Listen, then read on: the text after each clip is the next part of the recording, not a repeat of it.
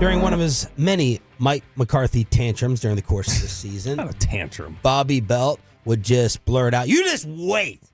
You just wait until Mike's not here anymore, and I'm going to let you know everything that happened. I'm going to unload the clip." And the other day, when we had Bobby on after the Mike McCarthy departure and the news of it, Bobby said, Thursday, 7:20, I'll finally do it. So we're calling this, good nickname by Bobby, the Mike McCarthy T. Take it away, sir. Okay, so before we start, I want to just make a couple things, get a couple things out of the way, because there's already been a lot of discussion from people who are anticipating, oh, this is going to be a certain thing, or oh, you're going to get this here or there. First off, also, by the way, I'm letting anybody know who's listening right now who plans on texting me during this. My phone is going to be on the couch over there. I don't even want to be distracted by it right now. So my phone's not next to me if you try to text me in the next 40 minutes while we're on the air. I just saw him throw it. So first off, for those skeptics of what I'm about to say, and you're like, I'm tuning in to be proven wrong. If you're looking for Watergate recordings or anything like that, that's not going to be this segment, okay? And that's not how things typically work. This is not going to be, look, I have forensic evidence here of this happened or that happened.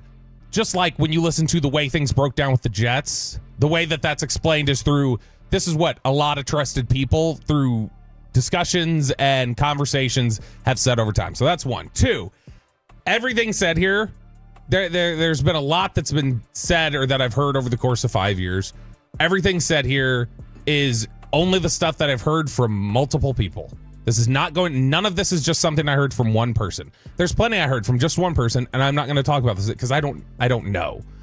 Multiple people gives it some veracity, I think. And a lot of this, by the way, has been re-verified this week of just, hey, I'm thinking about talking about this. The third thing and the last thing before we get started, the whole why now angle of just, well, where was this the last, 5 years? And I'd said on Tuesday, whenever that was, I said on Tuesday that it wasn't productive before. I was not talking about it wasn't productive for me. I'm talking about these people who will talk to you about things, whether they're venting or they want to let you know things. Yeah. At whatever level they're at, they're saying it's not productive while we're sitting here trying to win to talk about these things. I don't necessarily want you to talk about it. I'm just talking to you about it right now. And they're not going to talk to you anymore. Right. And so it's more just a, hey, I want to vent about this, or, oh, this is what's going on, just so you have some context as to what's happening here. But I don't want you to just go spewing that anywhere. Yeah. And not while we're trying to win something. Eventually, there will be a time to talk about it, but I don't want you to talk about it until that time arrives. My favorite response to that thought and notion, and I've tweeted a couple morons over the past few days, and they go, I don't get it. My favorite line is, you're right, you don't get it. Yeah. It's the same Jerry, Steven, why don't you cuss them out, people? You don't get it. That Choppy's making T-shirts about Witten. Witten waiting. Witten waiting. Mine is, if you don't get it, you don't get it. Yeah, and I think also why now, because the full picture matters now. We have a complete picture, and there's been a lot of discussion about Mike was done wrong, or he was put in an impossible position. And there are a lot of things about the job here in Dallas, and for Mike specifically, that he was put in a very difficult position. There's no doubt about that, and that has to be owned. There's been plenty of discussion about that, though. I don't think there's been nearly enough discussion about what does Mike have to own about how things went wrong here. There's a lot that was within his control that was out of his control in a lot of different instances. And I think the first thing to start with is 2020 when he gets hired. He had been out of the league for a year and a half or whatever it was. Yeah, it was December or something like that. Had no idea what was coming in March of 2020 in terms of just the limitations that would exist in a COVID NFL. But when he hires his staff, he hires, I think the number was, it was 5 or 6 guys, 5 or 6 assistants that he hired, position coaches, full-time position coaches, and an assistant coach had not been employed in the NFL the year before. It was considered by some of the time to be, are you hiring buddies here? Buddies who none of the NFL wanted to hire after it went poorly. There's one thing for us to take a chance on you. We're taking a chance on an entire staff or entire coaches that nobody had employed in the NFL last year.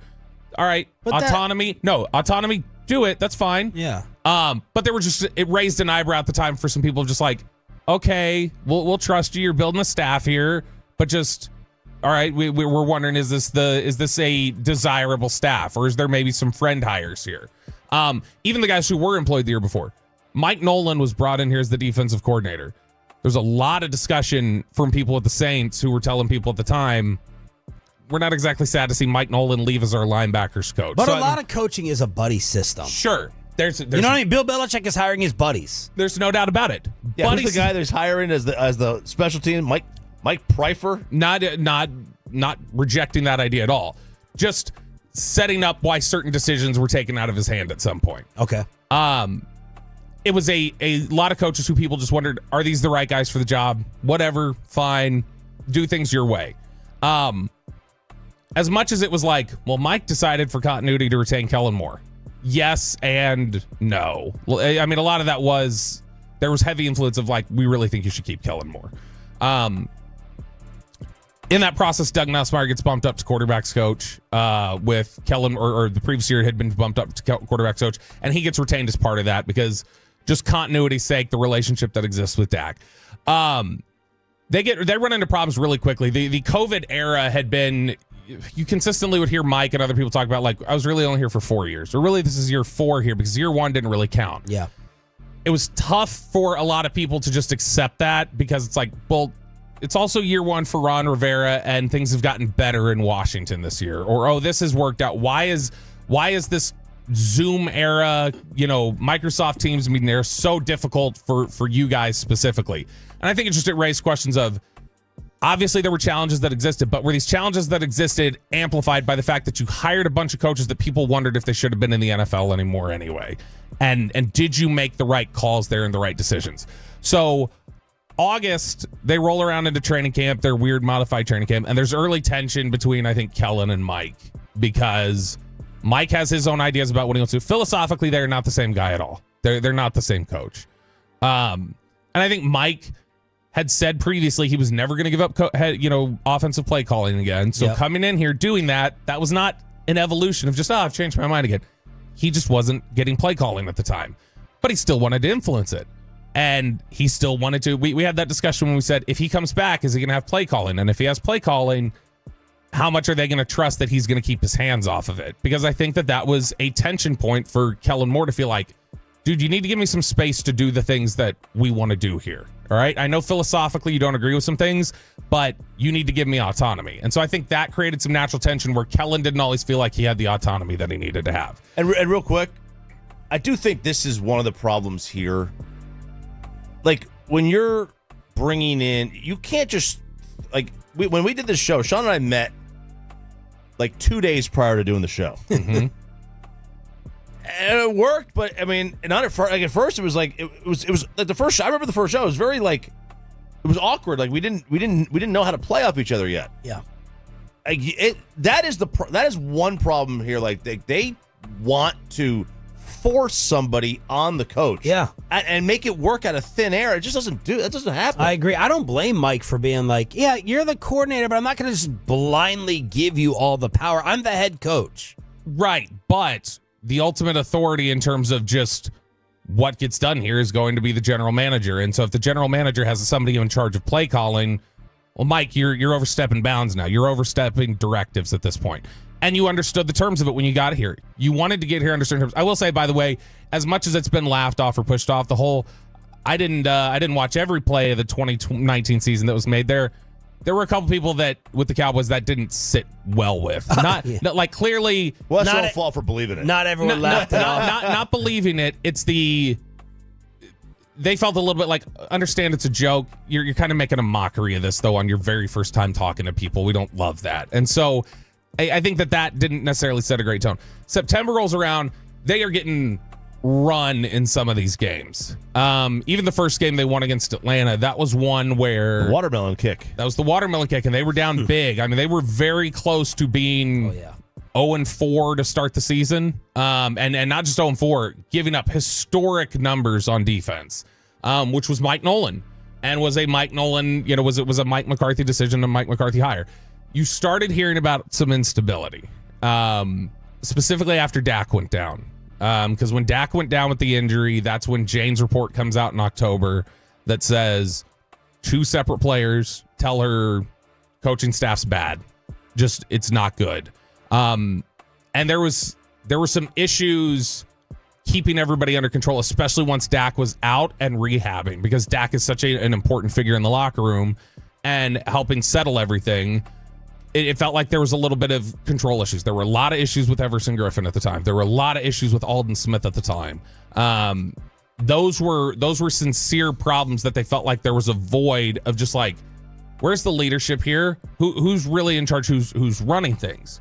And it got to the point that, we're not going to play the clip, but I'll say it. There was the very famous Hayden Hurst clip with Dak Prescott, where he approaches him after the game, mic'd up, and he says, hey, I respect what you said about mental health, blah, blah, blah. Yeah. Not blah, blah, blah, but you know what I'm saying. The very cut before that, the Atlanta Falcons unintentionally left on the editing room floor. In fact, you know what? We will play it. I don't care, because I don't want people to think I'm just making up this cut. The Falcons accidentally left on the editing room floor, or didn't leave on the editing room floor, Brandon Carr, a former teammate of Hayden Hurst, going up and talking to him afterwards, where Brandon Carr, as you will hear in this clip, and it's a little difficult here, so I'm going to tell you what he says in advance, where he's catching up with Hayden Hurst, and he says, the coaches are S. Play it, Peyton. This is clip 1. What's up, boy? So good to see you, man. Likewise. How you doing? I'm trying to hang in there. I'm like the coaches. I love it, man. Have a good time, bro. Good to see you, man. And the Falcons, they didn't hear what was said. They heard S word, but there was, I don't know. Okay, well, we got to bleep that. I'm not sure what else was said. It was something, though, as soon as attention was brought to that, people kind of circled back. That disappeared from the Falcons website. I don't think that mic'd up segment exists on the Falcons website anymore. You can find it on YouTube repurposed, but it doesn't exist there anymore. So clearly there was some discontent in the locker room with the way the coaching staff was being handled. All of that leads to also that you've got the issue in November when Andy Dalton gets knocked down in Washington. And nobody replies to John Bostic and what he did. There's some sense from people in the Cowboys, I think, that's a leadership issue. That's young players out there, but you guys have clearly, this coaching staff has not set the right tone or culture or anything else. A lot of these, I think, can be explained away as first year, lack of communication, things like that. But it sets the tone for then they get into 2021, and I think a lot of people at the Cowboys felt like, all right, Mike, we did it your way with some of these staff hires. Some of this is going to be our recommendation now, because this didn't work out the way it needed to. The Cowboys brass really pushes for Dan Quinn, not Mike McCarthy. That's a hire that Mike McCarthy, to be clear, gets along with Dan Quinn, likes Dan Quinn. Those are all true things. Doesn't dislike Dan Quinn at all.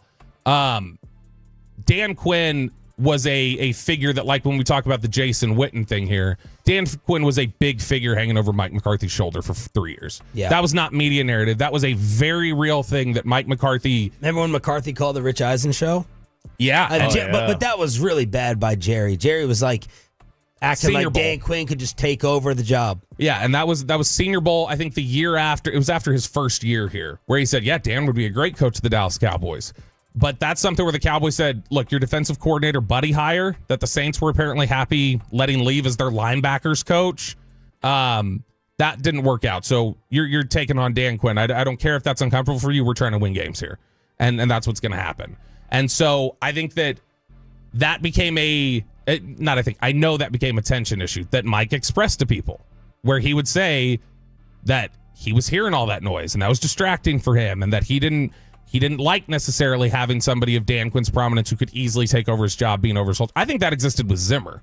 I think when Zimmer got hired here, I don't know how much Mike loved that idea. Where that Zimmer was not his call. No, and you can hear Zimmer in some of the interviews this offseason. Do you know who Mike wanted? No, well, I don't know. Did they go to D.C.? I don't think that he... I think that there's somebody on staff he probably could have elevated. That I don't know. I can't say with certainty who he would have wanted. Because it sounds like him and Zim get along now. Yeah, and again, I don't think he has any personal issues with these guys. Yeah. I think it's more just what they represent to his own job. Sure. Well, that created a tension point when coupled with Kellen Moore. There's two of his coordinators now that essentially run both sides of the ball. He's a CEO, just kind of supposed to oversee culture, and he's honestly, a lot of people feel like too distracted to oversee culture. He's too distracted by his assistant coaches to effectively oversee what's happening with the culture here, and he's too hyper aware of what's being discussed. he has people in his circle that will report back to him on what's being said in the media and what the speculation is and what those things that exist. And that's not a healthy place to be. Now, you can make the argument, as I'm sure a lot of people would, well, that's the front office's fault for putting him in that unhealthy position. Regardless of that, he agreed to the terms of the deal, understanding that's what the offensive coordinator position was, and then the other stuff he was given autonomy over, he really didn't handle very well in terms of making those coaching hires. But isn't all this further the discussion that the organization is not going to be able to get the coach that we want because they operate in this way where they're like, no, you're taking this, you're taking that. It's the same thing. It's the same thing with Witten.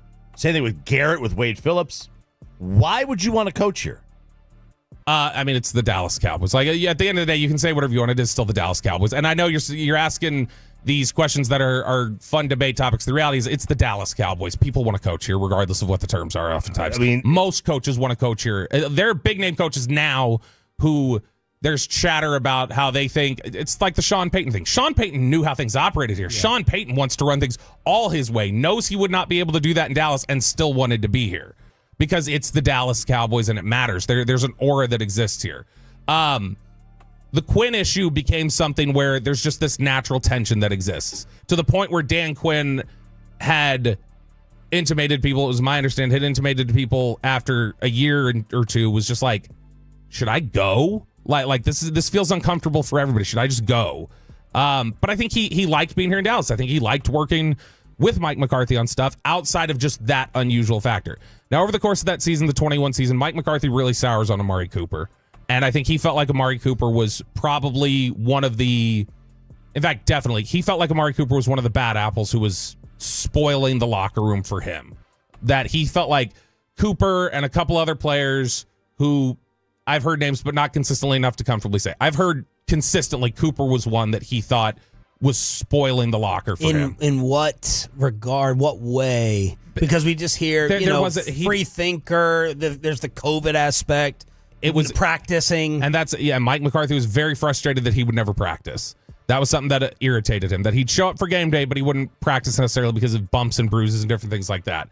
The Cooper thing, it wasn't like there was, hey, I've caught you talking about this or I've heard you talking about this.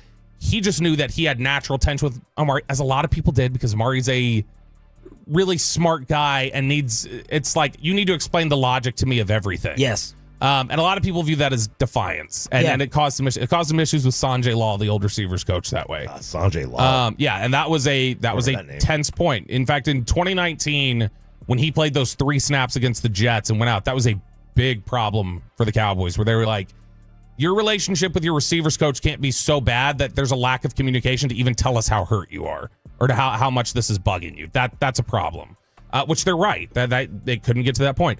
But Mike McCarthy, I think, always felt like Amari Cooper was part of things that would leak out about people being upset.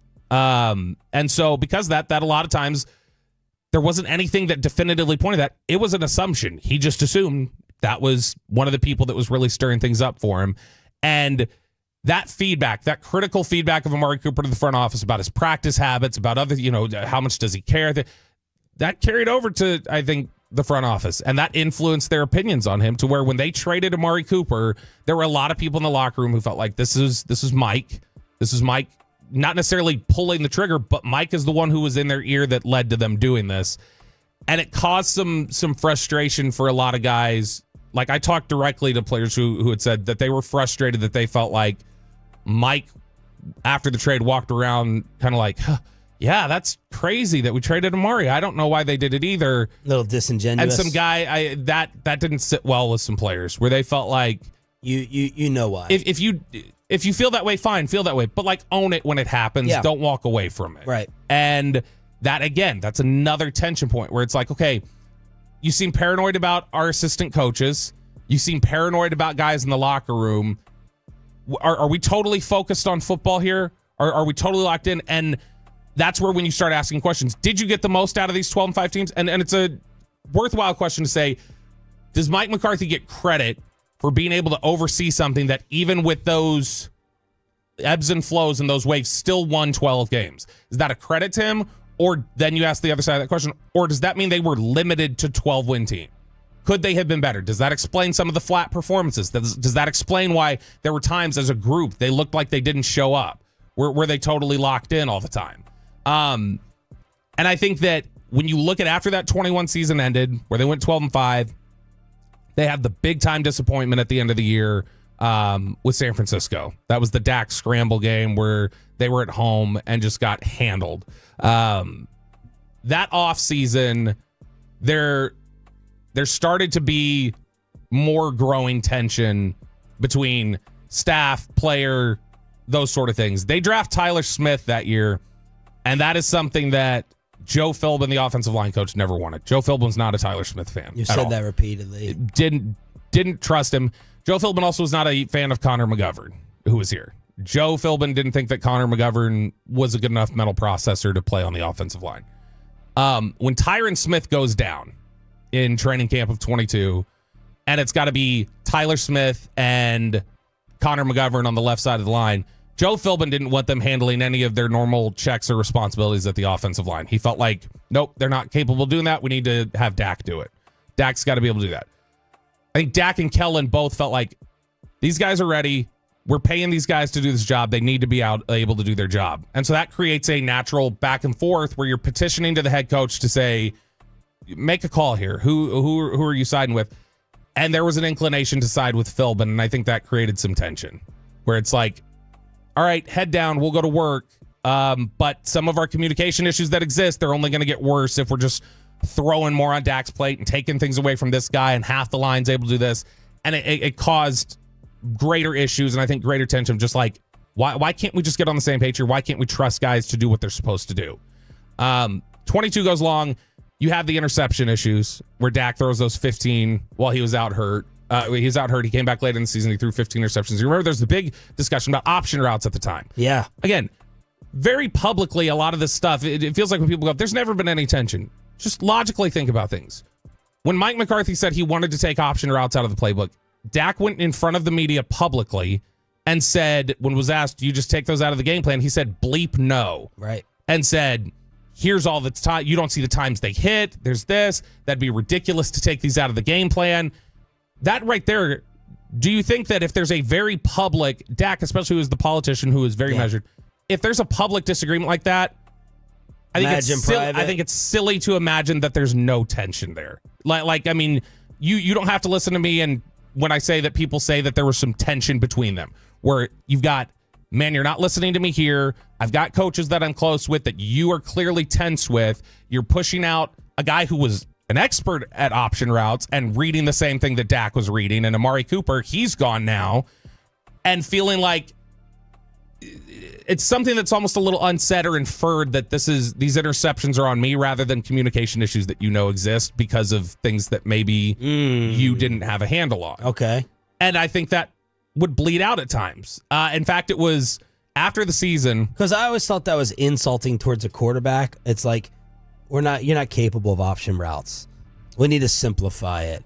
It's like not graduating to the next level. That's the way I always viewed it. Yeah, and I think that was that. I mean, that clearly, I don't have to say I think it was, or I was told it was. You guys publicly know those quotes are on the record. It was frustrating to Dak that they were talking about that. Yeah. And in fact, there was, again, I think there was an inference that more of these interceptions were on him than what the reality was, which is like internally they all know that it was miscommunication with receivers and reading different things.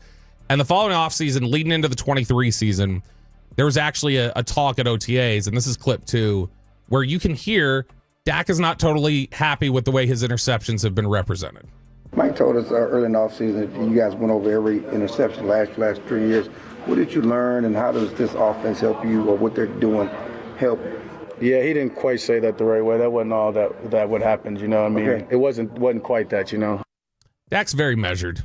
Dak and Dak, I don't think is going to throw anybody under the bus. And I think Dak has been, I know everybody thinks I'm biased with him, but I feel about him the way I do because I like seen what he's done over the course of his career here, and he's an all-world leader. For him to be as measured as he is and to represent, a couple different times, no, we shouldn't take those out of the playbook, despite what Mike said. No, Mike didn't represent that the right way. That's that is really not the way loud coming from Dak. that matters. And I think a lot of people have a tendency when they hear him in pockets just dismiss and go, you're reading too much into it. You see a complete picture here and you start putting them together, and I think you can see, all right, some of this chatter that exists coupled with this is enough to say that's smoking gun and enough evidence if you don't believe what is out there being said. After the 22 season, the Cowboys move on from Mike, or the Cowboys don't move on from Mike McCarthy. There's been some misinformation there. People have said consistently Kellen Moore was fired, that Mike decided to go his own way. That is not the case. Kellen Moore left. 100% it was Kellen Moore. Kellen Moore wanted out. There was the very famous press conference after the season where Mike McCarthy said, everybody's under evaluation. You know, I don't want to get into anybody when he's being asked about Kellen Moore's future. It had already been determined Kellen Moore was coming back. Kellen Moore did not appreciate a public questioning of his being evaluated when they knew he was coming back. And I think that is where you see some of the tension that exists. And Kellen was like, you know, this has been a tough 3 years anyway, where I felt like I haven't been able to do the things that I want to do. We haven't been able to trust certain guys on the offensive line the way that I want to. And now I'm being publicly speculated. I think it's time. And this is part of the reason that you and others are saying there'd have to be a little mending offenses. Yeah, and I don't think it's irreparable. I think you can. It's just, you've got to, that kind of was messy. Awkward on the way out. Yeah. And that didn't end well. And around this time, not only do you have the change of Kellen going out, it felt like there were some people in the organization, I think, felt like there was some tit for tat, back and forth coaching moves. So Rob Davis, who was an assistant coach here, who wasn't really a coach, a lot of players viewed Rob Davis as, you're the spy in the locker room to watch after us and report back to coach some of these things that he seems a little paranoid about. The mole. And through that, Rob Davis was let go, not by Mike McCarthy. And I think Mike McCarthy, then you started seeing some of these. Remember, we're like, why is George Edwards being fired when he's so well thought of? Why is Kellen left? Why is Doug Nussmeier being let go?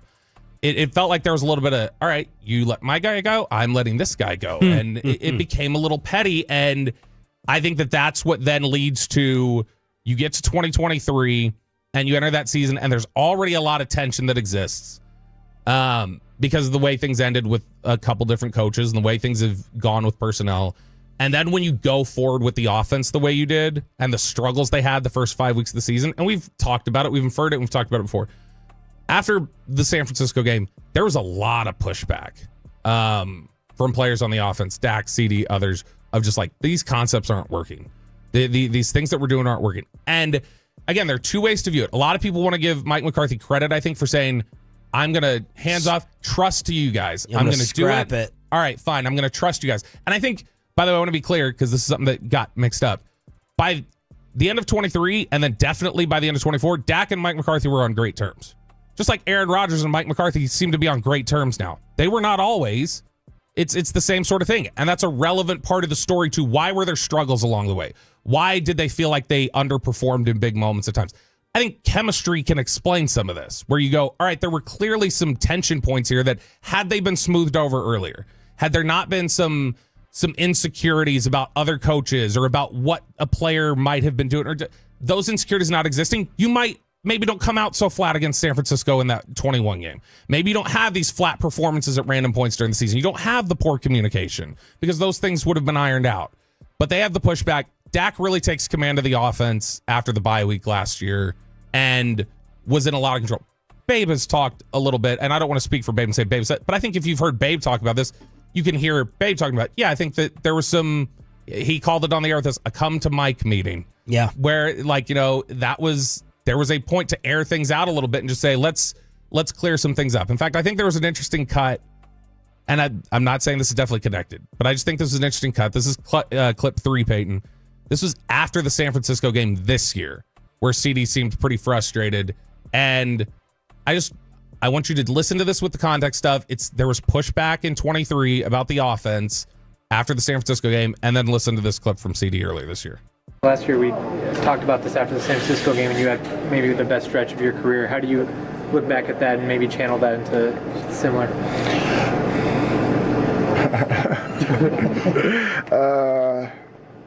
I plan on doing it again.